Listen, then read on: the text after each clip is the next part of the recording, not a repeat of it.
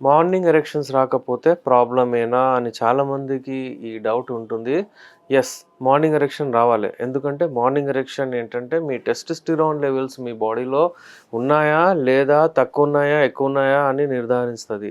Morning erections వచ్చిన వాళ్ళకు ఒకవేళ ఎరెక్షన్ ప్రాబ్లమ్స్ వస్తున్నాయి, మూడ్ స్వింగ్స్ ఏమైనా అవుతున్నాయంటే వాళ్ళకి ట్రీట్మెంట్ చేయడం చాలా ఈజీ. ఒకవేళ మార్నింగ్ ఎరెక్షన్స్ అస్సలు లేవు అంటే మరి చాలా కష్టమవుతుంది. వాళ్ళకు చాలా ప్రాబ్లమ్ ఉన్నట్టే. వాళ్ళు ఒకవేళ మా దగ్గరొస్తే వాళ్ళకు ఇన్వెస్టిగేషన్స్ లేకపోతే వాళ్ళకు ఇమ్మీడియేట్‌లీ మెడిసిన్స్ ఇచ్చి వాళ్ళకు కోరికలొచ్చి మార్నింగ్ ఎరెక్షన్స్ వచ్చేటట్టు చేస్తాం.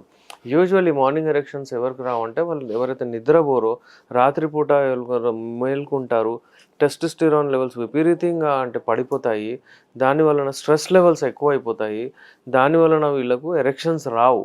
మార్నింగ్ ఎరెక్షన్స్ రావు. ఆ మార్నింగ్ ఎరెక్షన్స్ అంటే మీరు పడుకుంటారు కానీ మీ అంగం అంటే అది ఎరెక్ట్ అవుతుంది. ఆ సమయంలో అక్కడ బ్లడ్ సర్క్యులేషన్ మంచిగా పోతుంది.